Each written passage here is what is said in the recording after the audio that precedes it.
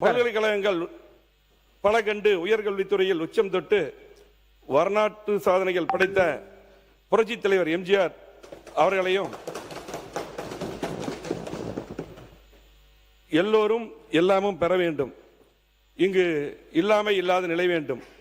அம்மா அவர்களின் சிந்தனைக்கு செயல் வடிவம் கொடுக்கும் வகையில் தாலிக்கு தங்கம் மற்றும் உதவித்தொகை, தொட்டில் குழந்தை திட்டம், மழைநீர் சேகரிப்பு திட்டம், மகளிருக்கு உள்ளாட்சிகளில் 50% இடஒதுக்கீடு, மாணாக்கர்களுக்கு காலனி முதல் மடிக்கணினி வரை விலையில்லாத அரிசி, உலகமே வியக்கும் அம்மா உணவகம், வீடுகளுக்கு 100 யூனிட் மின்சாரம், விசைத்தறிக்கு 750 யூனிட் மின்சாரம், கைத்தறிக்கு 200 யூனிட் மின்சாரம், கிராமப்புற மகளிர் மேம்பட கறவை மாடு, வெள்ளாடுகள், நாட்டுக்கோழி குஞ்சுகள், தமிழகத்தின் ஜீவாதார பிரச்சனையான பொன்னிநிதி காவேரி நடுவர் மன்ற தீர்ப்பு, மத்திய அரசில் வெளியீடு, முல்லை பெரியார் அணையின் நீர்மட்டம் 136 அடியிலிருந்து 142 அடியாக உயர்த்தியது என தமிழகத்தின் உரிமைகளை நிலைநாட்டியும் சாதாரண விவசாய குடும்பத்தில் பிறந்த என்னை நகராட்சி தலைவர், சட்டமன்ற உறுப்பினர், உள்ளாட்சித்துறை அமைச்சர், பல துறைகளில் அமைச்சராக, அது மட்டுமில்லாமல் கழகத்திலே ஒன்றிய கழக செயலாளர், மாவட்ட கழக செயலாளர், கழக அமைப்பு செயலாளர் என தலைமை பொறுப்புகள் வழங்கிய எங்களது குடும்ப தெய்வம், இந்தியாவின் மாதரசி, இரும்பு மங்கை, தங்கத்தாரையை டாக்டர் புரட்சி தலைவி அம்மா அவர்களுக்கும் மறைந்தும் மறையாமலும் உலகத் தமிழர்கள் இதயங்களில் வாழும் இருவரும் தெய்வங்கள் துயிலும் திசை நோக்கி வணங்குகிறேன்.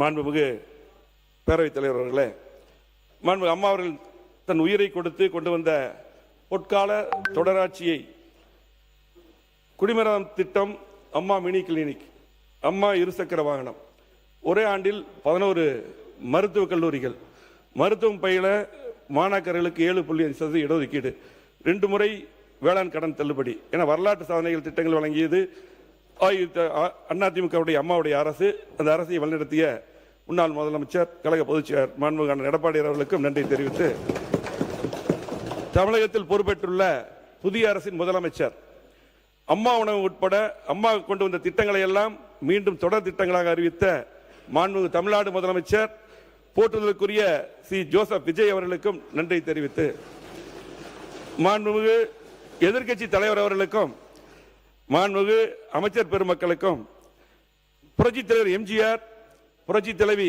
அம்மா ஆகியோர் வழியில் அன்பை பெற்றவரும், இன்றைய முதலமைச்சருடைய அன்பை பெற்றவரும், எல்லாருடைய அன்பை பெற்று ஆதரவையும் பெற்று வரலாற்று சிறப்புமிக்க தமிழ்நாடு சட்டப்பேரவையை தகைசால் மாண்புடன் வழிநடத்தி செல்லும் மாண்புமிகு சட்டப்பேரவை தலைவர் அவர்களுக்கும் நன்றியை தெரிவித்து, பேரவை வழிநடத்த உறுதுணையாக இருக்கக்கூடிய சட்டப்பேரவை துணைத் தலைவர்களுக்கும், அதே போல மாண்புமிகு அரசு கொறடா அவர்களுக்கும், சட்டப்பேரவை எங்களது கழக துணைத் தலைவர் அவர்களுக்கும், எங்களது கழக கொறடா அவர்களுக்கும், 17வது சட்டமன்ற பேரவையின் உறுப்பினராக தேர்ந்தெடுக்கப்பட்டுள்ள மூத்த மற்றும் இளைய சட்டமன்ற உறுப்பினர்களுக்கும் அனைவருக்கும் எனது முதற்கண் நன்றியை தெரிவித்துக் கொள்கிறேன். எனக்காக தேர்தல் பணியாற்றி பிரச்சாரம் செய்த எங்களது கூட்டணி கட்சி தலைவர்கள், பாரதிய ஜனதா கட்சியுடைய மாநில தலைவர் அண்ணன் நயினார் நாகேந்திரன் அவர்களுக்கும், முன்னாள் தலைவர் தம்பி அண்ணாமலை அவர்களுக்கும், அதே போல பாமக தலைவர் டாக்டர் அன்புமணி ராமதாஸ் அவர்களுக்கும், தமாக தலைவர் ஜி.கே. வாசன் அவர்களுக்கும், என்னுடைய கோவை மாவட்ட மக்களுக்கும், என்னை 5வது முறையாக தேர்ந்தெடுத்த தொண்டாமுத்தூர் சட்டமன்ற தொகுதி மக்களுக்கும், எனக்காக அல்லும் பகலும் தேர்தல் பணியாற்றிய அதிமுகவுடைய நிர்வாகிகள், பொறுப்பாளர்கள், தோழமை கட்சி நிர்வாகிகள் அனைவருக்கும் இந்த தருணத்தில் நன்றி கலந்த வணக்கத்தை உரித்தாக்கிக் கொள்கிறேன். புரட்சித் தலைவர் எம்ஜிஆர் அவர்கள் கழகத்தை ஆரம்பித்த போது அவரது தலைமை ஏற்று எங்கள் பகுதியிலே கழகத்தை ஆரம்பித்து பல பொறுப்புகள் வைத்த என்னுடைய அரசியல் வழிகாட்டி, என்னுடைய தந்தை, மறைந்த என்னுடைய தந்தை ஈ. பழனிசாமி அவர்களுக்கும் எனது நன்றியை தெரிவித்துக் கொண்டு, நகராட்சி நிர்வாகம் மற்றும் குடிநீர் வழங்கல் துறை மானிய கோரிக்கை பேசுவதற்கு முன்பாக, தெய்வத்தால் ஆகாதெனும் முயற்சிதன் மெய்வர்த்த குளிதரும் என குரல் வரியில் கேட்பேன். உழைப்பால் உயர்ந்த கோவை மாவட்ட மக்களுக்கும், என்னுடைய தொண்டாமுத்தூர் தொகுதி மக்களுக்கும் சில முக்கியமான பிரச்சனையை மட்டும் கவனத்துக்கு கொண்டு வரும். ஏன்னா நாங்களும் கடந்த 5 ஆண்டுகளாக எதிர்கட்சியாக இருந்தோம், இப்போ எதிர்கட்சியாக இருக்கவே சில கோரிக்கைகளை வைக்கிறோம். நம்முடைய அரசு முதலமைச்சரும் அதை நிறைவேற்றி தர வேண்டும் என்று கேட்டுக்கொள்கிறோம். நம்முடைய கோவை மாவட்டத்தில் கழக ஆட்சி இருக்கும் பொழுது கிட்டத்தட்ட 2011 2021 வரை 50 ஆண்டுகள் அதை வளர்ச்சி கொடுத்தோம். மிகப்பெரிய வளர்ச்சி கொடுத்த கோவை மாவட்டத்தை மாற்றி அமைச்சோம். கோவை மாவட்டத்தில் இருக்கக்கூடிய சாலைகள் பார்த்தீங்கன்னா இன்னைக்கு Trichy road, Avinashi road, Thondamuthur road, Palakkad main road, Pollachi road, Siruvani road, Sathy road, இதுதான் முக்கியமான சாலைகள். எல்லா சாலைகளும் அகலப்படுத்தப்பட்டு அதிகமான பாலங்கள், குறிப்பாக பார்த்தீங்கன்னா இன்றைக்கு 1621 கோடியில் அவினாசி ரோட்டில் 10 கிலோமீட்டருக்கு தமிழ்நாட்டிலே எங்கேயுமே அந்த பாலம் கிடையாது. நம்முடைய கழக ஆட்சியில் பார்த்தீங்கன்னா எடப்பாடி முதலமைச்சர் இருக்கும்போது அந்த திட்டம் முழுமையாக பார்த்தீங்கன்னா கழக அரசுடைய நிதியிலிருந்து, மத்திய அரசு நிதி கிடையாது, முழுமையாக அந்த பாலம் கட்டப்பட்டிருக்கிறது. அதே போல எல்லா சாலைகளும் பாலங்கள், அதே போல 6 புதிய கல்லூரி, அதே போல பார்த்தீங்கன்னா இன்றைக்கு கூட்டுக்குடிநீர் திட்டங்கள். எங்கள் தொண்டாமுத்தூர் தொகுதியில் 130 கோடி கூட்டுக்குடிநீர் திட்டம் அம்மா கொடுத்தாங்க. அம்மா இருக்கும்போது அதுக்கு போல 3ஆம் கூட்டுக்குடிநீர் திட்டம். அதே போல பார்த்தீங்கன்னா இன்றைக்கு நொய்யல் புனரமைப்பு 230 கோடி. ஸ்மார்ட் சிட்டியில் பார்த்தீங்கன்னா எல்லா குளங்கள் மேம்பாடு, இப்படி பல்வேறு திட்டங்கள். இன்னைக்கு பார்த்தீங்கன்னா கோவை மாவட்டத்தை மாற்றி அமைச்சோம். ஆனால் அதுக்கு பின்னால் வந்த திமுக ஆட்சியில் எந்த திட்டமே செய்யல. அது சொன்னா அவங்க சொல்லிடுவாங்க, செய்யல. அது நான் சொல்ல பின்னாடி சொல்ல வரேன். அதே பார்த்தீங்கன்னா இந்த ஜிடி நாயுடு மேம்பாலம் பேரை மட்டும் அவங்க வச்சாங்க, நாங்கள் கொண்டு வந்து அந்த பாலத்தை நீட்டிப்பு செய்து அறிவிச்சாங்க. அதுக்கு எந்த நிதி ஒதுக்கல. அந்த திட்டம் கூட பார்த்தீங்கன்னா எல்என்டி பைபாஸ் வரையில் நம்முடைய மாண்பு முதலமைச்சர் அவர்கள் இந்த அரசு கண்டிப்பாக நிறைவேற்றி தர வேண்டும். அதே போல பார்த்தீங்கன்னா இன்னைக்கு எல்லா பில்டிங் நாங்கள் தான் கட்டணும். அரசு மருத்துவமனைக்கு 290 கோடி ஒதுக்கணும், கலெக்டர் பில்டிங் கட்டணும், எஸ்பிஎஸ் பில்டிங் கட்டணும், எல்லா திட்டமும் நாம தான் கொண்டு வந்தோம். எல்லா பாலங்களும் பார்த்தீங்கன்னா பொள்ளாச்சி ரோட்ல எல்லாம் பார்த்தீங்கன்னா 4 அற்புதமான பாலங்கள், மேட்டுப்பாளைய சாலை ஊட்டி போறதுக்கெல்லாம் பார்த்தீங்கன்னா அற்புதமான, இன்றைக்கு அங்கேயும் 4 பாலங்கள் கட்டி அற்புதமான சாலை, இப்படி பார்த்தீங்கன்னா நிறைய திட்டங்கள் செஞ்சோம். திமுக ஆட்சியில் செய்யல. அதை இந்த அரசு செய்து தர வேண்டும் என்று கேட்டு, அதே போல பார்த்தீங்கன்னா இன்றைக்கு கோவை மாவட்டத்தில் முக்கியமான கோரிக்கைகள், சிங்கநல்லூர் முதல் ஒண்டிப்புதூர் வரை உயர்மட்ட மேம்பாலம், காமராஜர் சாலையில் சிங்கநல்லூர் முதல் அவனாசி சாலை சந்திப்பு வரை உயர்மட்ட மேம்பாலம், கோவை எல்என்டி பைபாஸ் 6 வழி சாலை விஸ்தரிப்பு, கிரிக்கெட் மைதானம், ஆனமலையார் நல்லார் திட்டம், பாண்டியார் பொன்னம்பலா திட்டம். அதே போல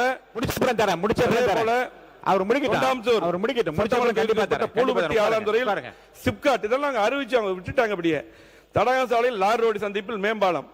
அதே போல பாத்தீங்கன்னா தொண்டாமுத்தூர் அரசு போக்குவரத்து கழகம். அதே போல முக்கியமான கோரிக்கை பாத்தீங்கன்னா இது கூட அவங்க நாம் பேசி முடிஞ்சதுக்கு பதில் சொல்லிட்டு, நீண்ட கால 60 ஆண்டு கால பிரச்சனை அத்திக்கடவு அவனாசி திட்டம் கழக ஆட்சியில் நாங்கள் செஞ்சோம். முழுமையாக இதுக்கு முன்னால் பார்த்தீங்கன்னா 60 ஆண்டு காலமாக போராடி இருக்கிறோம். நாங்கள் உண்ணாவிரதம் இருந்திருக்கோம், அவங்களும் இருந்திருக்காங்க, அவங்க முதலமைச்சர் எல்லாம் வந்து கலந்துருக்காங்க. ஆனால் அந்த திட்டத்தை வந்து நிறைவேற்றியது கழக ஆட்சி. அப்பொழுது முன்னாள் முதலமைச்சர் அம்மா அவர்கள் இருக்கும்போது அதை அறிவிச்சாங்க. அதுக்கப்புறம் முழுமையான நிதி எடப்பாடியார் இருக்கும்போது நாங்கள்லாம் போய் கேட்டு அதை அறிவிச்சு இன்னைக்கு அந்த திட்டத்தில் தண்ணி வருது. 2ஆம் திட்டம் அத்திக்கடவு 2ஆம் திட்டம். அந்த திட்டத்தை வந்து அப்ப நாங்க அறிவிச்சோம். அந்த திட்டத்தை 5 ஆண்டுல நீங்க ஒண்ணுமே பண்ணல, கிடப்பில போட்டீங்க. சொல்லித்தான் ஆகணும். நீங்க 5 வருஷமா அதை செய்யல. இப்ப இருக்கக்கூடிய அரசு முதலமைச்சர் செஞ்சு தரோம் தான் கேட்கிறோம். அதே போல பாத்தீங்கன்னா முக்கியமான பிரச்சனை அந்த அத்திக்கடவு திட்டம் 2ல எங்களுடைய தொண்டாம் தொகுதியில் கூட 86 குட்டைகளுக்கு தண்ணி வரக்கூடிய வாய்ப்பு இருக்கு. அதே போல மேட்டுப்பாளையம், கவுண்டம்பாளையம், பெருநாய்க்கும்பாளையம், அவனாசி, சூலூர், சுல்தான்பேட்டை இந்த பகுதிக்கெல்லாம் தண்ணி வரக்கூடிய விடுபட்ட குளங்களுக்கு வாய்ப்பு இருக்கு. அதை செய்து தர வேண்டும். அதே போல மனித வனவிலங்கு மோதல்கள், இது எங்கள் தொகுதியில் நிறைய உயிர்கள் போயிட்டு இருக்கு. காலையில் கூட அந்த பிரச்சனை நம்ம நீலகிரி மாவட்டத்தில் அந்த பிரச்சனை வந்தது. புலிகள் தாக்கி 2 பேர் இறந்துட்டாங்க. கண்டிப்பாக அதுக்கும் வந்து நடவடிக்கை எடுக்கணும். எங்களுடைய தொகுதி மட்டுமல்ல, நீலகிரி, கோவை மாவட்டம், பல்வேறு மாவட்டம் அந்த பிரச்சனை. குறிப்பாக தொண்டாமுத்தூர் தொகுதியில், அதே போல கவுண்டம்பாளையம், கிணத்துக்கடவு, மேட்டுப்பாளையம் பகுதியில் இருக்கு. யானைகள் பார்த்தீங்கன்னா அதிகமாக உள்ள வருது, ஊருக்குள்ள வருது, உயிர் சேதமாகுது. இது கிட்டத்தட்ட 60 கிலோமீட்டருக்கு வந்து பார்த்தீங்கன்னா கர்நாடக மாநிலத்தில் பார்த்தீங்கன்னா ரயில் தண்டவாளத்தை வச்சு இரும்பு தடுப்பு அமைச்சிருக்காங்க. அதே போலதான் அந்த கோரிக்கை தான் வைக்கிறோம். அதை கண்டிப்பாக செஞ்சு தர வேண்டும். அதே போல காட்டுப்பன்றிகள் பார்த்தீங்கன்னா விவசாய நிலத்தில் வந்து கடுமையா வந்து எல்லா பயிர்கள் போல சேதம் பண்ணிட்டு இருக்குது. இதுக்கு எங்களுடைய ஆட்சி இருக்கும்போது பார்த்தீங்கன்னா சுடுறதுக்கு ஒரு சட்டம் போட்டோம். ஆனால் அதிகாரிகளை வந்து சுட வேண்டிய அந்த வாய்ப்பு இருக்கு. இன்னைக்கு மற்ற மாநிலத்தில் பார்த்தீங்கன்னா இன்னைக்கு 1 வருடத்துக்கு காட்டுப்பன்றியை பார்த்தீங்கன்னா வனவிலங்குகள் இருந்து அது நீட்டிப்பு விலக்கு செய்து கொடுத்துருக்காங்க. அதுபோல் மத்திய அரசிடம் வலியுறுத்தி, இது முக்கியமான பிரச்சனை. ஏன்னா விவசாய நிலங்கள் போல கடுமையாக பாதிக்குது. ஒரு முறை அந்த காட்டுப்பன்றி குட்டிகள் என்றால் கிட்டத்தட்ட 10லிருந்து 20 குட்டி போடுது. ஊருக்குள் வரக்கூடிய அந்த காட்டுப்பன்றியை சுடுவதற்கு அந்த அனுமதி நீங்கள் பெற்று தர வேண்டியது முக்கியமான பிரச்சனை, செய்து தர வேண்டும் என்று அன்போடு கேட்டுக்கொள்கிறேன். அதே போல மெட்ரோ ரயில் திட்டம், இது முக்கியமான திட்டம். பார்த்தீங்கன்னா கோவை மதுரைக்கு இந்த திட்டம் அறிவிக்கப்பட்டது. கழகாட்சியில் 3 கோடி ரூபாய் நிதி ஒதுக்கப்பட்டது டிபிஆர் தயார் செய்ய. அதே போல அந்த திட்டத்தை முந்தைய ஆட்சி கூட எங்கள் மாவட்டத்தில் 2 சாலையில் அவனாசி ரோடு சத்தி ரோடுக்கு அதை எடுத்தாங்க. அதே போல இன்றைக்கு மத்திய அரசு வந்து பார்த்தீங்கன்னா 20 லட்சத்துக்கு குறைவு என மத்திய அரசு திட்டத்தை கைவிட்டு இருக்குது. 2011 கணக்கின்படி தான் 20 லட்சம் மக்கள் தொகை. இன்றைக்கு வந்து 45 லட்சம் கோவையில் வந்து இன்னைக்கு மக்கள் தொகை இருக்குது. ஆகவே இன்னைக்கு பார்த்தீங்கன்னா மத்திய அரசு இந்தூர், ஆக்ரா, பாட்னா, போபால் வடமாநில நகரில் 20 லட்சத்துக்கு குறைவாக இருக்கிற அந்த பகுதிக்கு மெட்ரோ ரயில் கொடுத்திருக்காங்க. ஆகவே நம்முடைய முதலமைச்சர் அவர்கள் கண்டிப்பாக மத்திய அரசுடன் பேசி மெட்ரோ ரயில் திட்டத்தை கோவைக்கும் மதுரைக்கும் கொண்டு வர வேண்டும். அதே போல கடந்த ஆட்சியில் 2 ரோடு தான் எடுத்திருக்காங்க. எங்க கோவை மாவட்டத்தில் பாலக்காடு, பொள்ளாச்சி, மேட்டுப்பாளையம் அந்த சாலைகளும் சேர்க்கப்பட வேண்டும் என்று கேட்டு, அதே போல விமான நிலைய விரிவாக்கம் நாங்கள் எங்களுடைய ஆட்சி கழகாட்சி இருக்கும்போது கிட்டத்தட்ட 627 ஏக்கர் நிலம் வந்து நாங்கள் கையப்படுறதுக்கு நிதி ஒதுக்கணும். அதே போல கடந்த ஆட்சியில் அது அப்படியே பெண்டிங்காக போயிருச்சு. நிலம் ஒப்படைக்கல மத்திய அரசுக்கு. அது உடனடியாக இப்போ தான் ஒப்படைக்கக்கூடிய சூழ்நிலை வந்திருக்குது. கண்டிப்பாக விமான நிலைய விரிவாக்கம் உடனடியாக செய்ய வேண்டும். அங்கே பார்த்தீங்கன்னா நிறைய கார்கோ ஃபிளைட் வரும், அது நிறைய தொழிற்சாலைகள் வரும், வேலை வாய்ப்பு வரும். அது உடனடியாக அரசு செய்ய வேண்டும் என்று அன்போடு கேட்டுக்கொண்டு, மேற்கு புறவழிச்சாலை திட்டம் அது பார்த்தீங்கன்னா கழக அரசு இருக்கும் பொழுது, அதிமுக அரசு இருக்கும் பொழுது தான் நிலம் எடுத்து கொடுத்தோம். அது இப்போ ஃபர்ஸ்ட் ஃபேஸ் முடிச்சிருக்காங்க. இன்னைக்கு செகண்ட் ஃபேஸ், தேர்ட் ஃபேஸ் அப்படியே கிடப்பில் போடப்பட்டிருக்கிறது. அதையும் நீங்கள் வந்து கண்டிப்பாக வேகமாக முடித்து தர வேண்டும் என்று கேட்டேன். கேரளாவிலிருந்து வரக்கூடிய நிறைய வாகனங்கள் நீலகிரிக்கெல்லாம்